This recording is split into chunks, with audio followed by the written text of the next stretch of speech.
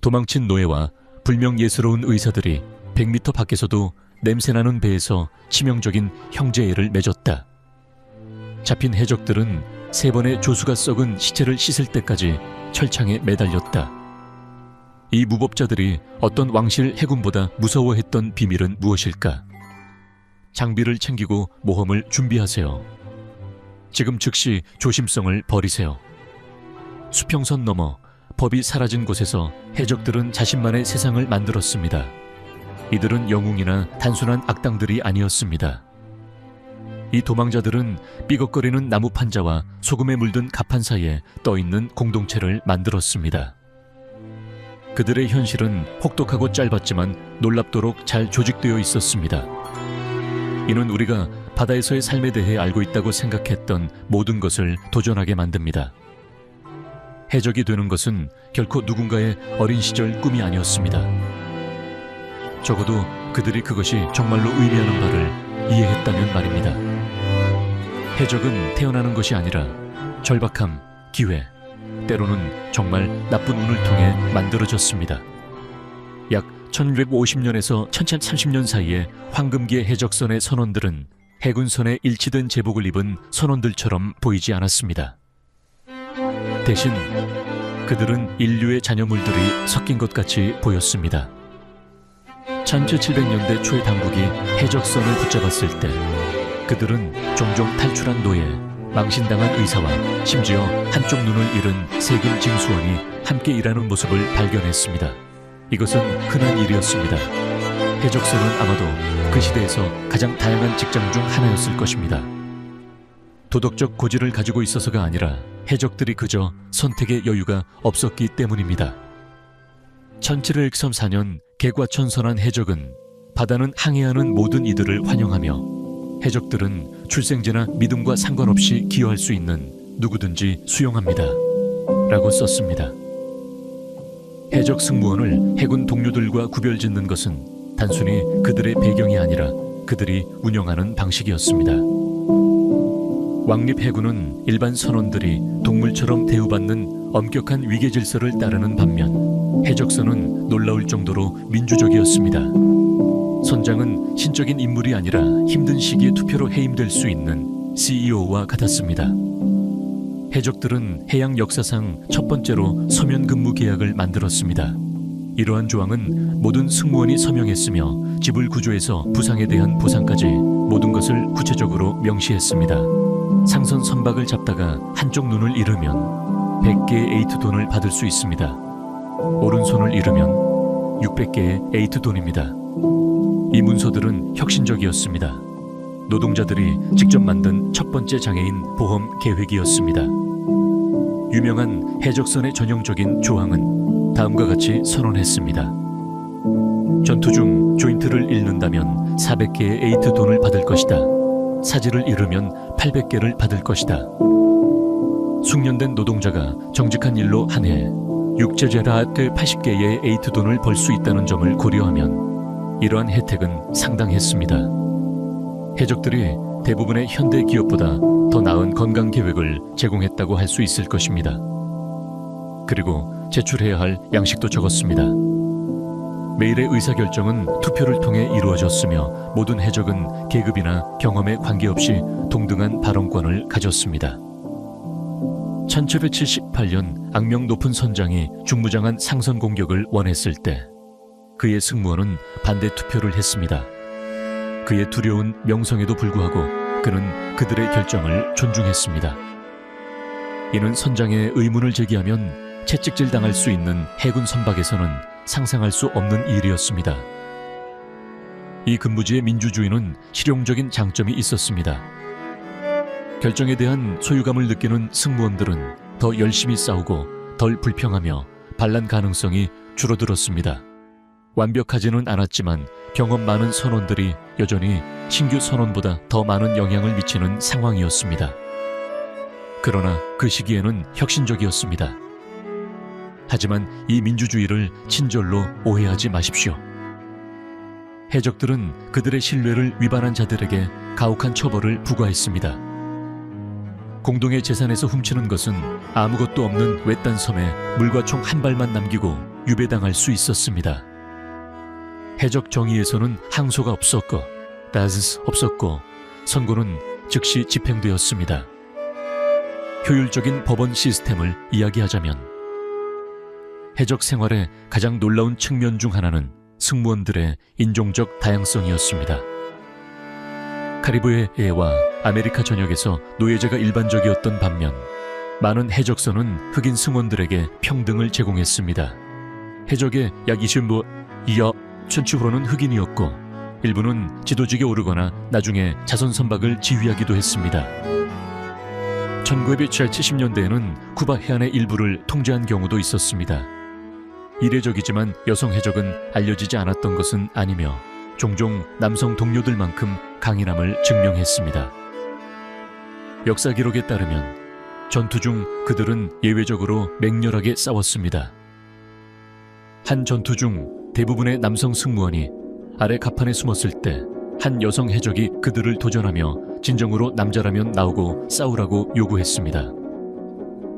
해적 승무원의 충성은 왕이나 나라가 아니라 서로에게 있었습니다. 그들은 자신을 형제단이라고 부르며 고유한 언어와 관습을 발전시켰습니다. 해적들 사이의 공통 인사말은 당신은 우리 중 한 사람인가요? 라는 질문이었습니다. 충성의 위치에 대한 깊은 의미를 담고 있는 간단한 질문이었습니다. 이 거칠은 형태의 민주주의는 해적 승무원들 간의 강한 충성을 발전시켰습니다. 1997년에 한 선장이 그의 남자들에게 연설할 때 그들의 항해 능력이나 전투 능력이 아니라 단결을 강조했습니다. 그는 해적과 그들을 비난하는 자들 사이에 진정한 차이는 도덕이 아니라 방식이라고 주장했습니다. 부유한 자들이 법을 이용해 가난한 자들을 착취하는 반면 해적들은 오로지 용기로 부유한 자로부터 무언가를 가져갔습니다. 이러한 유대는 바다에서 수없이 많은 도전을 통해 매일 시험을 받게 됩니다. 해적에 관한 이야기들은 숨겨진 보물과 극적인 칼싸움에 초점을 맞추지만 형제단은 훨씬 다른 현실에 직면했습니다. 수평선에 약탈할 선박이 없을 때 바다에서의 대부분의 날들은 허리띠에 짐을 쥐고 지루함과 자연 자체에 대한 끊임없는 싸움으로 가득 차 있었습니다. 해적선에서의 새벽은 일찍 밝았습니다. 해군 선박들은 엄격한 종소리와 감시 시스템으로 운영되는 반면 해적들은 종종 전통이 아닌 필요에 따라 일정을 조정했습니다. 그럼에도 불구하고 대부분의 승무원은 태양이 뜰 때 함께 일어났습니다. 그때 분구번이 밤 근무에 나서지 않은 사람들을 차서 깨우거나 큰 소리로 호출했습니다. 해가 뜬 뒤에 자는 해적은 물고기와 함께 자는 셈이다는 옛날 바다 속담이 있습니다. 낮 시간은 항해와 유지 보수에서 소중하기 때문에 이를 낭비하는 것은 해적들이 감당할 수 없는 사치로 여겨졌습니다. 아침은 하루의 첫 끼니로 시작되며 어떤 기준으로 보아도 연회가 아니었습니다. 해적들은 주로 하드텍, 물에 담가야만 부서지지 않는 벽돌처럼 단단한 비스킷을 주식으로 삼았습니다. 일반적인 아침 식사는 이러한 딱딱한 크래커를 물에 희석한 맥주나 럼에 담가 부드럽게 해먹고 소금에 절인 고기가 재료가 허락할 경우 제공되었습니다. 비타민C 결핍으로 인한 질병인 괴혈병은 지속적인 위협이었고 똑똑한 선장들은 과일을 얻기 위해 농장을 습격하는 것을 금처럼 열망했습니다. 아침 식사 후에는 업무 분배가 이루어졌습니다. 분구번이 이 업무를 일반적으로 관리했습니다. 해적들은 주요 결정에 대한 민주적 접근을 자랑했지만 일상적인 작업은 기술과 경험에 따라 배분되었습니다. 항해가 가능한 선원들은 차례로 조타를 맡았습니다. 전직 목수들은 선박의 목재 구조를 유지했습니다. 해군 포단에서 근무했던 남자들은 대포를 관리했습니다. 그러나 이전의 삶과 관계없이 모든 사람이 갑판을 청소해야 했습니다. 해적선의 나무 갑판은 지속적인 관리가 필요했습니다. 바닷물, 태양, 그리고 일반적인 마모로 인해 방치된 나무는 곧 썩어버려 전체 선박을 위험에 빠뜨릴 수 있었습니다. 승무원들은 손과 무릎으로 바닥을 문질렀습니다. 이 지루한 작업은 몇 시간 걸릴 수 있으며 열대 태양이 무자비하게 내리쬐었습니다. 악마와 깊고 푸른 바다 사이라는 말은 이러한 작업에서 유래되었습니다. 악마는 선박의 나무 갑판에서 가장 긴 이음새로 가장 청소하거나 유지하기 어려운 부분이었습니다. 세일 유지 관리는 해적 승무원들의 지속적인 과제였습니다. 천은 바람, 비, 그리고 소금의 정, 렐렌틀레스한 공격을 받았습니다. 선원들은 찢어진 부분을 정기적으로 점검하고 약한 부분을 보강하며 방수 처리를 위해 타르와 왁스를 도포했습니다. 손상된 세일을 가진 선박은 취약하여 목표를 추적하거나 위험해서 도망칠 수 없었습니다. 많은 해적들이 바늘과 실에 대해 매우 능숙해졌지만 이로 인해 자랑하진 않았습니다. 한 해적은 분구번에게 다른 사람들이 자신의 커틀라스로 15명을 처치했다고 믿게 하되 주 세일을 수선하는 데 보낸 3시간에 대해서는 조용히 해달라고 요청했습니다. 식사 준비는 또 다른 일상적인 일입니다. 선박의 요리사는 전투 중에 팔을 잃었지만 승무원에게 여전히 귀중한 파트너인 해적이었습니다. 그는 작은 조리실에서 점심을 준비했습니다. 나무로 된 선박에서 불은 항상 위험했습니다.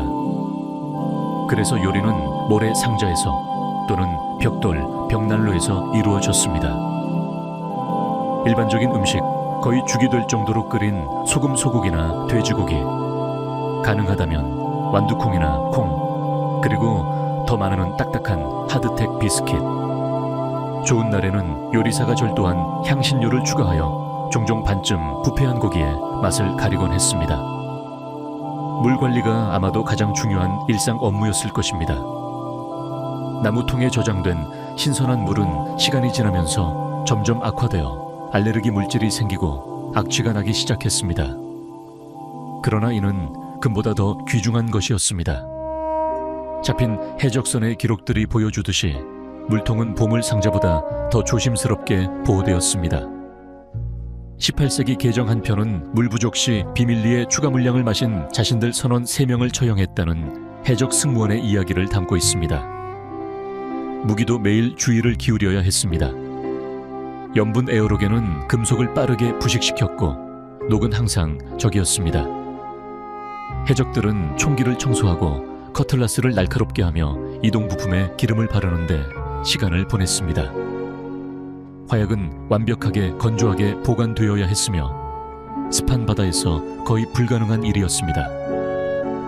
많은 승무원들이 매일 화약의 일부를 교체하여 태양 아래에서 건조한 후 황혼이 내리기 전에 다시 아래 갑판으로 가져갔습니다.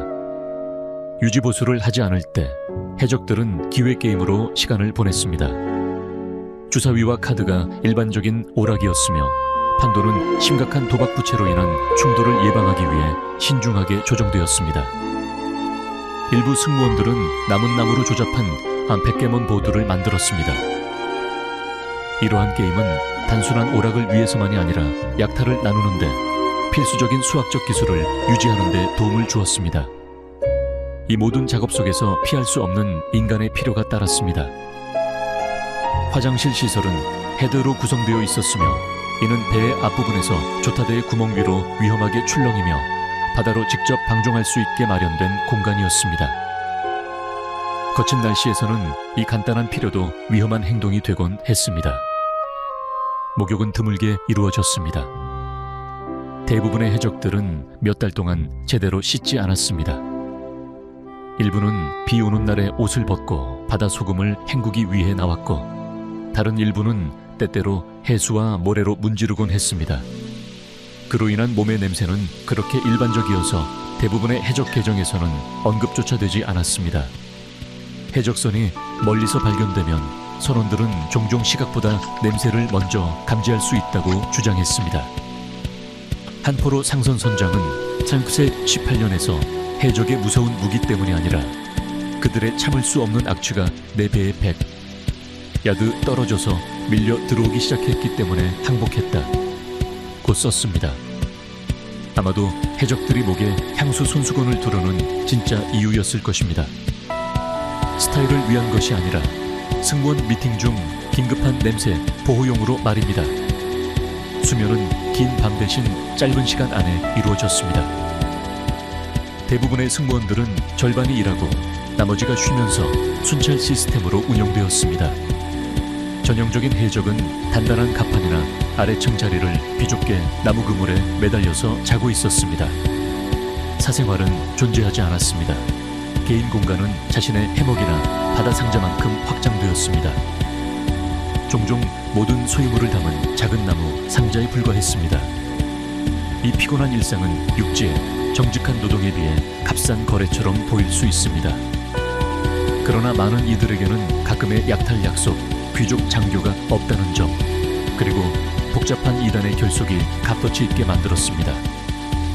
또한 도망친 노예나 전직 범죄자 혹은 부채에서 도망친 남자에게 문명으로 돌아가는 것은 오직 사슬이나 교수형만을 약속했습니다.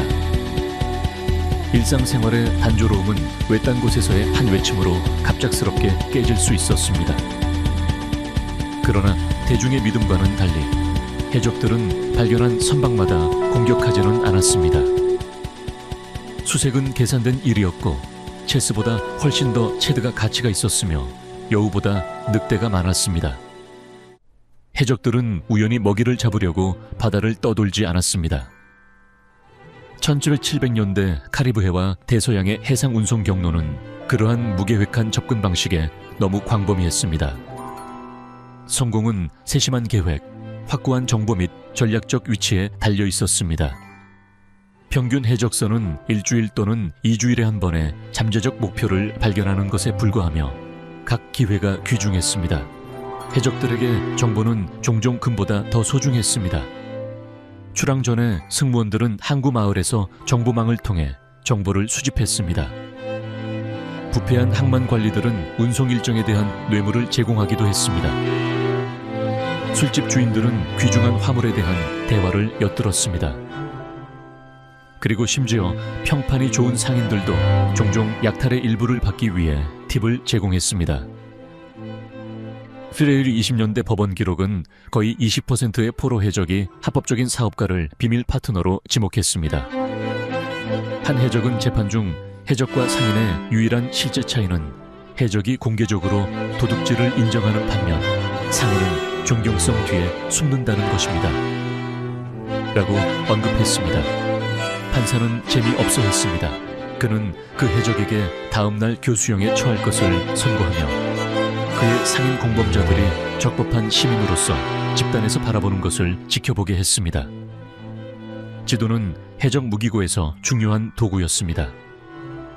그러나 전설적인 보물 지도는 아니었습니다. 해적들은 항해 경로, 계절적인 바람 패턴 및 유리한 사냥터를 보여주는 자세한 해양 차트를 수집하고 보호했습니다. 이러한 지도는 종종 해군 차트에서 찾기 어려운 정보도 포함되었습니다. 상선이 화물이 가득 실렸을 때 물속에서 어느 깊이에 있을지, 해군 순찰의 일정, 해적들이 약탈한 물품을 판매할 수 있는 친선 항구의 위치까지 말입니다. 좋은 사냥터는 해상에서의 밀접한 조정이 이루어지는 지점이었습니다. 쿠바와 히스파니올라 사이의 진입로는 유럽에서 자메이카로 향하는 선박들을 모았습니다.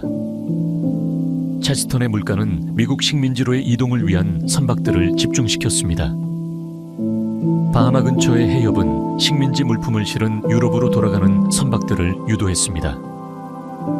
이러한 해상 교통 요충지에 자신을 배치함으로써 해적들은 2주마다 한 번의 상봉 가능성을 거의 매일로 증가시켰습니다.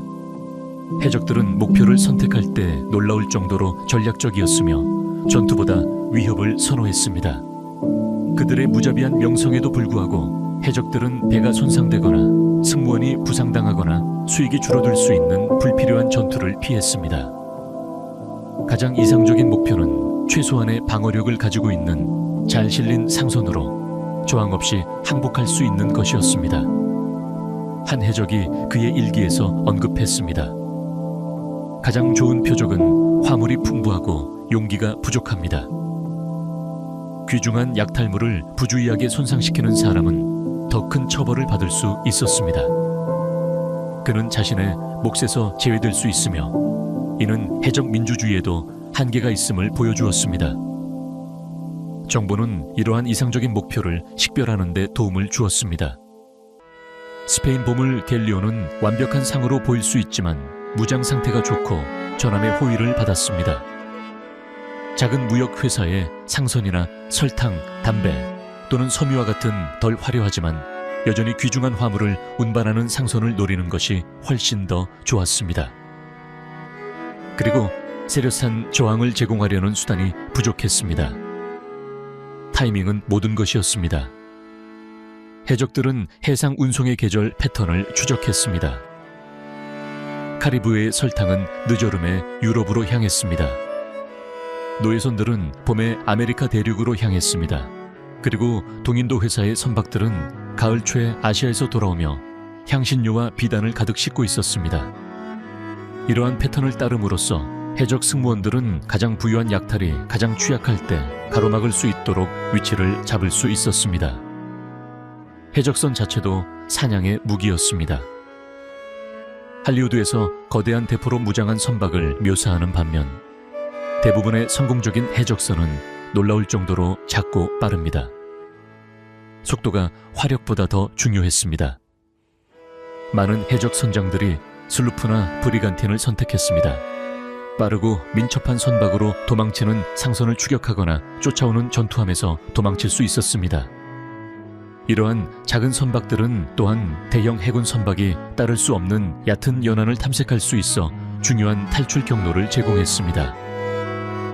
1778년에 포획된 유명한 해적선은 단지 65피트 길이였으며 많은 현대 요트보다 작았습니다.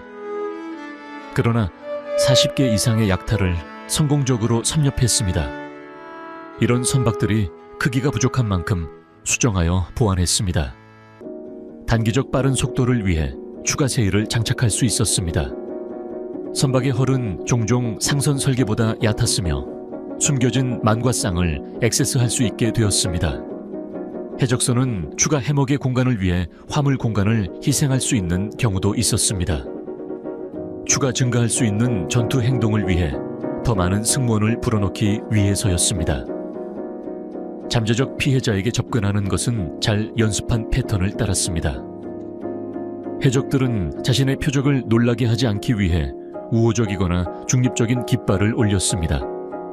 이를 가짜 색깔로 항해하는 관행입니다. 가까이 보도할 수 있을 때까지 그들은 악명 높은 검은 깃발을 세웠습니다. 보통 해골, 모래시계 혹은 피로 흐르는 심장과 같은 상징들이 있습니다. 모두 그들의 사냥감을 전투 없이 항복하도록 협박하기 위한 상징들입니다. 이것의 공개가 보통 경고 사격으로 따라오는 것이었습니다. 이 무력의 시연은 명확한 메시지를 전달했습니다. 저항하면 파괴되고 항복하면 면할 수 있습니다. 이는 비어있는 위협이 아니었습니다. 해적들은 상선 승무원보다 뛰어난 포격수였습니다. 많은 키운 해적들이 해군에서 훈련을 받았습니다. 이 시기 기록들에 따르면 해적들은 상선 대포에 의한 하나의 발사에 대해 일반적으로 3발사를 했습니다. 해적들은 일반적인 선원을 목표로 하기보다는 고용주의 재산에 집중했습니다. 한 포획된 해적 선장은 정직한 선원과 다툴 일이 없다. 오직 그들의 주인의 주머니와만 할 뿐이다. 라고 썼습니다. 이는 단순한 감정이 아니었습니다. 실용적인 전략이었습니다. 저항 없이 항복한 상선은 종종 해적 승무원에 합류할 기회를 주었습니다. 유용한 기술과 미래의 목표에 대한 내부 정보가 있는 선원이었습니다. 상선이 여전히 길을 낮추거나 항복의 깃발을 내리기를 거부한다면 해적들은 배의 조타대를 손상시키기보다는 침몰시키려는 대신에 시도했습니다. 세일과 돛을 겨냥한 총격으로 배를 무능력하게 만들 수 있었고 귀중한 화물을 위험에 빠뜨리지 않았습니다. 목표가 무력화된 후 해적들은 보트를 하강시키고 갈고리와 보딩 도끼를 가지고 한쪽에서 올라갔습니다. 이들은 가장 수량이 많은 상선에서 압도하게 만들었습니다. 사냥에서의 이러한 모든 계산된 측면, 정보 수집, 전략적 위치, 선박의 선택, 심리적 위협은 성공을 최대화하면서 위험을 최소화하기 위해 고안되었습니다. 모든 로맨틱한 무모함에도 불구하고 해적들은 실용적인 포식자로 그들은 그들의 희생자들이 자발적이기를 원하고 약탈물은 온전하길 바랐습니다. 상선 선장이 마침내 그의 선박을 항복할 때 승리에 대한 순간이 다가왔습니다. 진정한 작업이 시작되려 하고 있었습니다. 피를 흘리는 것은 해적의 첫 번째 선택이 아니라 마지막 수단이었습니다. 상선의 승무원이 검은 깃발이 올라가고 무장을 갖춘 수십 명의 남자들이 전투를 준비하는 것을 보았을 때 항복이 종종 가장 현명한 선택처럼 보였습니다. 그러나 폭력이 발생할 때 해적들은 그들의 시대 어느 해군 부대와도 다르게 싸웠습니다. 그들의 목표는 선박을 침몰시키는 것이 아니라 화물과 승무원이 그대로 있는 상태로 선박을 포착하는 것이었습니다. 포격을 받은 선박은 훔친 물품을 판매할 안전한 항구로 이동할 수 없을 것입니다. 해적들은 부정확한 발사가 그들의 약탈물을 심연으로 이끌 수 있다는 것을 알고 있었습니다. 한 선장은 그들의 포격수들에게 배의 잘못된 부분을 손상시키면 보물을 물고기로 바꾼다며 경고했습니다. 이는 그들의 전투 전략의 모든 면에서 원칙이었습니다. 보두작전은 해적 전쟁의 중심이 되었습니다. 목표 선박을 세일과 조타대를 쏘아 무력화한 후 해적들은 자신의 선박을 사냥감에 가깝게 가져왔습니다. 특별히 아래 설계된 보두걸, 끈에 부착된 끔찍한 철, 클로를 던져 배들을 고정했습니다. 도망칠 수 없게 된 해적들은 보딩 플랭크를 사용하거나 단순히 줄을 타고 올라가며 넘쳐났습니다. 이 순간 호수는 바다에서 유례 없는 혼란을 불러 일으켰습니다. 해적들은 심리적 영향을 극대화하기 위해 매우 무서운 모습을 만들었습니다. 일부는 느리게 타는 우선 화약을 턱과 머리에 묶어 증폭된 연기로 그들의 얼굴을 둘렀습니다. 다른 해적들은 피와 같은 빨간 염료로 몸을 칠했습니다. 많은 해적들은 여러 언어로 고함을 쳐 야생하고 통제할 수 없는 분노의 인상을 만들어냈습니다. 그들이 선택한 무기는 이러한 두려운 이미지를 강화했습니다. 곡선형 커틀라스, 군대의 검보다 짧고 넓은 해적의 상징 무기였습니다. 해군 장교들이 선호하는 얇고 기품 있는 결투용 칼과는 달리 커틀라스는 협소한 배 안에서 잔인하고 효과적이었습니다. 효과적으로 사용하기 위해서는 훈련이 거의 필요하지 않았고 필요할 때는 밧줄이나 나무도 해체할 수 있었습니다. 화기는 해적 전투에서 보조 무기로 플린트록 권총은 근접거리에서 신뢰할 수 없는 무기였습니다. 그러나 해적들은 종종 다수의 로드된 권총을 허리에 착용하고 있었습니다. 정확성을 위해서가 아니라 위협을 위해서였습니다. 포로된 상선 승무원이 한 번 목격한 바에 따르면 그들의 사격 정확도가 떨어졌지만 무기는 압도적이었다. 나는 그들이 잘 쏘지 않아서 항복한 게 아니라 나는 기회가 허락하기 전에 6번이나 놓쳐야 했기 때문이다 라고 했습니다.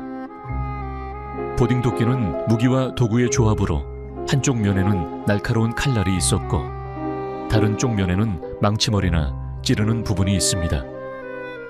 그것은 방어자의 두개골을 쪼개거나 잠금 장치를 무너뜨리는 등 효율성이 뛰어났습니다.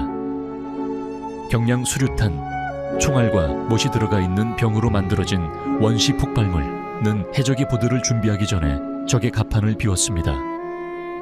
일부 해적들은 금속 스파이크가 박힌 무거운 나무 막대기를 휘둘렀습니다. 이는 숙련된 선원들을 끌어들이는데 매우 유용하였습니다. 해적의 가장 무서운 무기는 그들의 조직적이고 치열한 사나움이었습니다. 해군과 상선 선원들이 엄격한 위계 명령에 따라 싸웠던 반면 해적들은 공동의 목적에 따라 단결된 개인으로 싸웠습니다. 이러한 유동적인 전투 접근은 전통적으로 훈련된 방어자들을 혼돈에 빠뜨리고 압도했습니다. 전투 자체는 잔인하게 짧았습니다. 대부분의 해적 선박 전투는 15분도 차에 지속되지 않았습니다. 해적들은 빠른 인상을 남기는 현실적인 패배를 만들어내고자 하였습니다. 만약 상선의 승무원이 저항이 무익하다고 느끼게 된다면 그들은 빠르게 항복하였고 양측의 생명을 보존하게 됩니다. 상냥에도 불구하고 해적들은 빨리 이기는 것을 선호했습니다.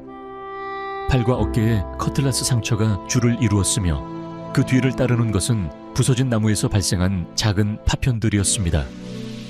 해적 선박에서의 의무적 의료 치료는 당시 필요에 맞게 상당히 발전해 있었습니다. 잡힌 선박에서의 외과 의사들은 항상 승무원으로 제공될 기회가 있었습니다. 럼은 마취제와 소독제로 사용되었습니다. 상처는 알코올이나 바닷물로 세척한 후 뜨거운 타르로 밀봉되었습니다. 심각한 사지 부상에 대해서는 절단이 일반적이며 숙련된 선박 외과 의사들이 놀라운 속도로 시행했습니다. 전투 부상에 대한 보상을 보장하는 해적의 조항은 이상한 인센티브 시스템을 만들었습니다. 이런 단지는 100개의 금조각, 이전에 아무것도 소유하지 않았던 남성에게는 중대한 액수입니다. 이는 이따금 분쟁으로 이어졌습니다. 한 선장의 일기에는 이렇게 기록되어 있었습니다.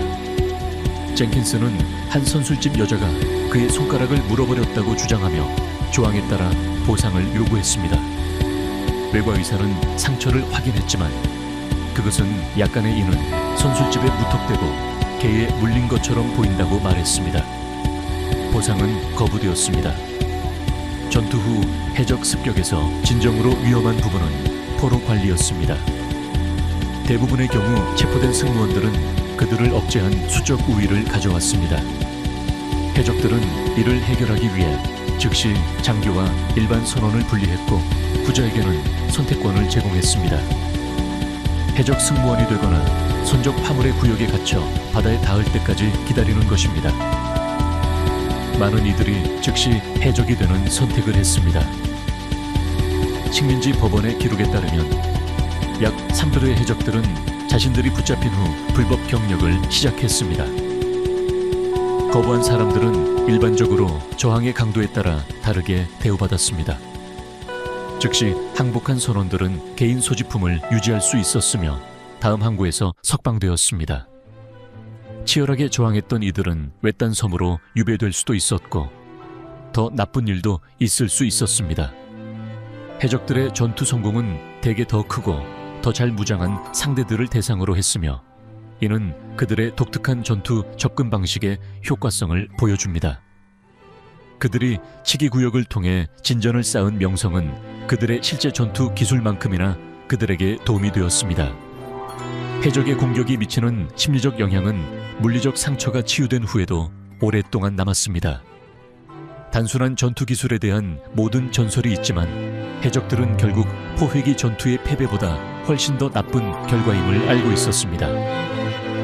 평균 해적의 활동 기간은 단지 2-3년이며 그 후에는 포획, 죽음 또는 드문 성공적인 퇴직으로 끝났습니다. 법이 마침내 이 바다의 괴물들을 붙잡을 때 형벌은 단순히 죽음을 끝내기 위해 존재하는 것이 아니라 메시지를 전송하기 위해 고안되었습니다. 공공처형은 포획된 해적의 표준 운명이었습니다. 이것은 단순한 교수형이 아니라 정교한 구경거리였습니다. 해적들은 종종 항구 입구에서 처형되었으며 그들의 시체는 3번의 조수에 3번 걸리도록 철장에 매달린 채로 방치되었습니다. 그런 다음 시체는 타르로 덮여졌고 항구 도시의 주요 위치에 노출되었습니다. 경고의 표시로서 이러한 처형 앞의 법적 절차는 놀라울 정도로 신속했습니다. 최초의 전문 해양 재판소는 한 개의 승무원 재판을 6시간 이내에 완료할 수 있었으며 유죄율은 95%에 달했습니다. 대부분의 포획된 해적들은 그들이 자신의 의지와는 반대로 복무하도록 강요되었다고 주장했습니다. 험난한 현실에도 불구하고 신화는 곧 사실 위에 그늘을 드리웠습니다. 묻힌 보물, 해적 이야기의 주요 사냥감은 거의 완전히 허구적이었습니다. 진짜 해적들은 대개 보물을 손에 넣은 뒤 며칠 이내에 소비했습니다. 묻힌 해적의 보물이 문서로 인증된 사례는 2개뿐입니다. 심판의 판자는 해적이 구멍통을 걷는다는 현대 해적 목소리의 이야기와도 겹치지 않습니다. 이 복잡한 처형 형식은 순수한 창작에 불과했습니다.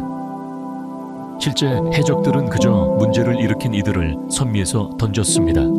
드라마틱하게 보이지 않지만 훨씬 더 효율적이었습니다. 앵무새, 안대, 나무다리는 해적의 고전적인 이미지를 형성하기 시작하였지만 실제로는 비교적 드물었습니다. 의수는 대부분의 해적들이 구입할 수 없는 사치품이었고, 앵무새는 몇 개월의 급여에 해당하는 귀중한 교역 상품이었습니다. 애완동물로 두기에는 너무 비쌌습니다. 아마도 해적 형제를 둘러싼 가장 큰 신화는 그들이 음산한 자신들을 잡은 해적들이었습니다. 황금시대의 해적 선장 60%가 자신의 대원들에 의해 배신당하여 관용이나 보수금을 기대했습니다. 교수대가 임박했을 때 명예는 결국 한계가 있었던 것 같습니다. 이상하게도 실제 해적들이 사라지면서 그들의 문화적 존재는 더욱 강력해졌습니다. 해적을 주제로 한 첫 번째 연극이 1712년 런던에서 개막했으며 이 당시 실제 해적들은 여전히 해운업계에 위협을 주고 있었습니다. 우연한 형제를 형성하는 잡다한 승무원들부터 일상적인 선박 관리의 과정, 착각차를 사냥하는 방식, 복잡한 약탈물의 분배, 때때로 치열한 전투까지 해적의 삶은 우리 현대의 낭만적 버전과는 완전히 다른 모습이었습니다.